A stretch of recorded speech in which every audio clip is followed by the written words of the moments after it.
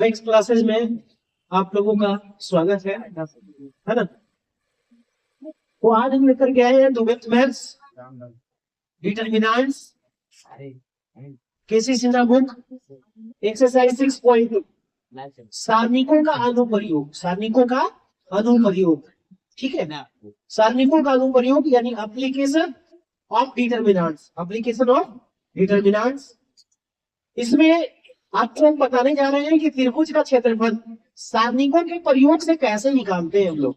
त्रिभुज का क्षेत्रफल निकालने के लिए जैसे आपका कोई शीर्ष दिया रहेगा, तीन त्रिभुज में तीन शीर्ष होते हैं, है ना। यहाँ पे देखिए किसी त्रिभुज का क्षेत्रफल, त्रिभुज जिसके शीर्ष x1 y1 x2 y2 x3 y3, है ना। जैसे कि देखिए ये त्रिभुज है, ये त्रिभुज का शीर्ष है, मान लो ये है, बी है और सी है। त्रिभुज का शीर्ष है x1 y1, यहाँ है x2 y2, यहाँ है x3 और y। ये त्रिभुज के तीन शीर्ष हो गए, ठीक है। त्रिभुज के तीन शीर्ष है।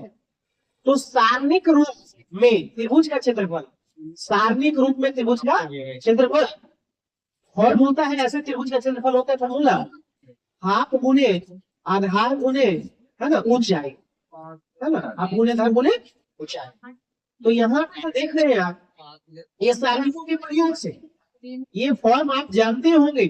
जब त्रिभुज का क्षेत्रफल आप निकाले होंगे 10th में, तो इस प्रकार से हाफ इंटू, आपको पता होगा x1 इंटू 23 31 12, 23 31 12 ये होता है ना।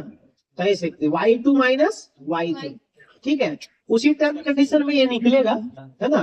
फिर x2 लेते हैं तो फिर क्या हो जाएगा 23 31 यानी y3 माइनस y1, है ना। निर्देशांक ज्यामिति में आप पढ़े होंगे, है ना, 10th में, है ना, वही बेसिस पे है ये। उसके बाद x3 तो क्या होगा y1 माइनस y2 होगा बाबू, y1 माइनस। तो ये फॉर्म आप पढ़े होंगे। तो इस सारणिक रूप में त्रिभुज का क्षेत्रफल अगर निकालना होगा तो सीधे लगाइएगा आप हाफ और पहला कॉलम पे लिखिएगा x1 x2 और x3 के, है ना। फॉर्म में जो रहेगा उसके जगह पे वो रखना है। फिर y1 y2 y3 जो रहेगा रखना है। और प्रत्येक में 3 कॉलम में, तीसरा कॉलम में आपका 1 1 1 देना है और उसका मापांक निकालना है। क्या निकालना है? अच्छा, त्रिभुज का जो क्षेत्रफल होता है ना, मतलब त्रिभुज का क्षेत्रफल जो होता है ना, वो क्या है ना, क्षेत्रफल हमेशा धनात्मक होता है। हमेशा क्या होगा? हमेशा धनात्मक होता है। हमेशा धनात्मक, है ना, हमेशा धनात्मक होता है, हमेशा धनात्मक। इस टर्म कंडीशन को हम निकालने के लिए आपको बताए हैं, जैसे कि चिन्ह कुछ बताए हैं, ऐसे आप निकालते हो। जैसे इसको कैसे निकालोगे, इसको डेल्टा कैसे निकालोगे? हाफ इंटू, है ना, एक्सपेंडिंग, एक्सपेंडिंग किसी से, एक्सपेंडिंग फ्रॉम R1 या C1 किसी से भी आप निकाल सकते हो। R1 से निकाल रहे हैं तो ऐसे करके लिखेंगे सबसे पहले, है ना। अगर आप C1 से निकालते हो तो वैसे भी लिखें। देखिए C1 से निकालो, आप C1 से निकालो plus minus plus minus plus minus plus minus plus. अब देखना ये है कि ये टर्म कंडीशन, ये तो समझ गए हैं कि त्रिभुज का ये शीर्ष है। ये टर्म कंडीशन को निकालने के लिए, डिटरमिनेंट को निकालने के लिए चिन्ह का प्रयोग जरूर करेंगे। Plus minus plus minus plus minus plus minus plus. ये क्या होता है? A11 पहला रो पहला कॉलम। अगर ये दोनों जो आप देख रहे हैं ऑर्डर में 1 1 पहला रो पहला कॉलम, ये दोनों ऐड करने पर अगर इवेन आ जाए, सम आ जाए, तो उसको हम उसके स्थान पे प्लस हम देंगे। ये लॉजिक है। अगर A12 है तो 2 1 3 और आ जाए, यानी जिसके स्थान पे दोनों को ऐड करने पर और यानी विषम संख्या आ जाए, तो उसके स्थान पे माइनस। वही चीज में ये चलता है, ठीक है। Plus minus plus minus plus minus plus minus plus. इसके अनुसार से हम एक्सपेंडिंग करते हैं, विस्तार करते हैं, ठीक है। C1 से विस्तार कर रहे हैं, देखिए इसी टर्म कंडीशन में है आपका विस्तार किया हुआ, देख लीजिए आप यहाँ पे, है ना। देखिए हाफ इंटू x1 x1 के सामने डिटर्मिनेंट में क्या बोल लेते हैं हम, ढक दीजिएगा। तो y2 into 1 y2 minus y3 किया हुआ है, कहीं कोई दिक्कत नहीं है। इसको आपको हम यहाँ पे हटा देते हैं। ये आप एक्सपेंडिंग फ्रॉम कितना किए हैं, C1। तो C1 में डेल्टा बराबर आपका त्रिभुज का क्षेत्रफल निकला हुआ है, देखिए x1 है ना, अभी निकाल चुके हैं तो समझाने के लिए। x1 प्लस में, तो प्लस में यहाँ देखिए सेकेंड में आइएगा, देखिए उसके जगह पे क्या है, माइनस है, तो माइनस है ना। बशर्ते ये ध्यान रखना है, माइनस तो यहाँ होगा, यहाँ माइनस होगा, लेकिन यहाँ हम प्लस दिए हुए हैं। तो प्लस देने का एक तरीका है, देखिए क्या कैसे प्लस होता है। यहाँ पे माइनस है, माइनस होगा, है ना। तो इसके सामने रो हटेगा, इसके सामने कॉलम हटेगा, तो हो जाएगा y1 गुने 1 y1 minus y3 y1 minus y3। लेकिन यहाँ लिखा हुआ है y3 minus y1, minus common लेकर के माइनस माइनस प्लस किया हुआ है, और कोई बात नहीं है। अब क्या है फिर आपका प्लस है स्थान पे x3 दिए, इसके स्थान पे ये हट जाएगा रो में भी और कॉलम में भी। तो y1 गुने 1 है ना, y1 माइनस y2। ये त्रिभुज का क्षेत्रफल हम लोग सारणी की मदद से ऐसे निकालेंगे, ठीक है। ध्यान रखिएगा, त्रिभुज का क्षेत्रफल हमेशा क्या होता है, धनात्मक होगा। और ये जब भी निकलेगा त्रिभुज का क्षेत्रफल, तो ये मॉडुलस दीजिएगा।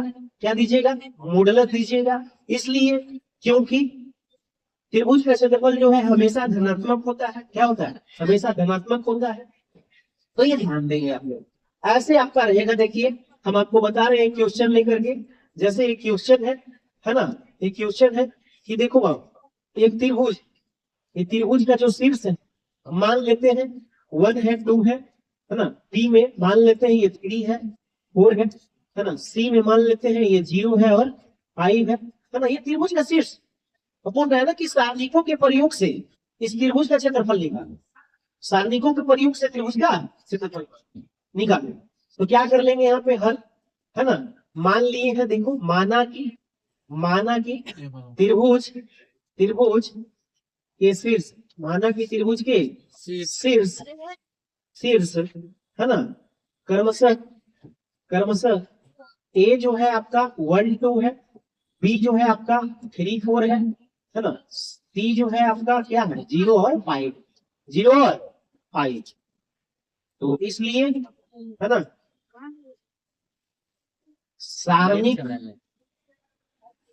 के प्रयोग से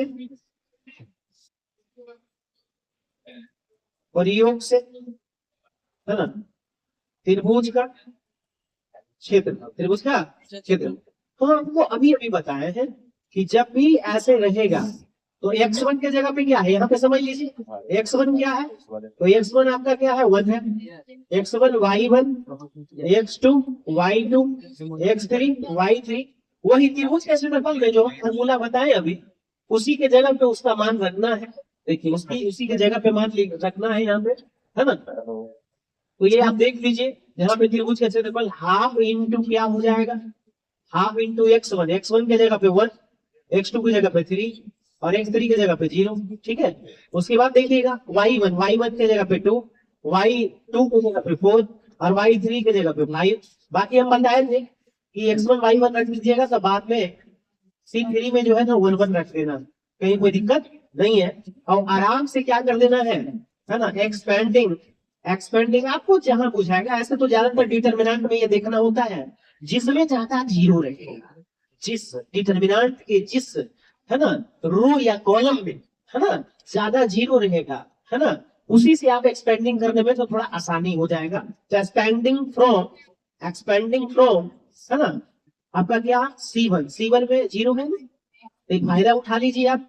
हालांकि किसी रो किसी कॉलम से आप कीजिएगा ना, खाली चिन्ह को बरकरार ध्यान में रखना है, plus minus plus minus plus minus plus minus plus, खाली चिन्ह को जब बरकरार रखिएगा ना तो कहीं कोई दिक्कत नहीं होगा। आराम से आपको किसी रो या किसी कॉलम से अगर आप उसका मान निकालना चाहिएगा तो मान में कोई बदलाव नहीं आने वाला है, ठीक है। डिटरमिनेंट में तो ध्यान देना है, हाफ के हाफ होगा, यहाँ पे ऐसे कर लेते हैं है ना, मॉडुलस में एक तरह से देखिएगा ध्यान से। यहाँ हम C1 से कर रहे हैं तो प्लस माइनस प्लस, तो प्लस है 1 के जगह पे। अब आपको बता दें कि इसके सामने कॉलम हट जाता है, इसके सामने रो हट जाता है, क्योंकि 1 निकाले तो 4 है ना। तो इसको डायरेक्ट आप लिख सकते हो 4 और 1 5 1 बचा, तो कितना तिरछी गुणन 4 गुणे 1 4 माइनस 5।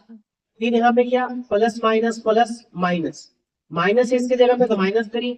अब इसके सामने रो हट जाता है, कॉलम हट जाता है, तो 2 1 5 1 बचेगा, तो 2 गुणे 1 2, अब 5 गुणे 1 -5 बीच में दोनों दो कॉलम होगा निकालने के लिए ऐसे होता है।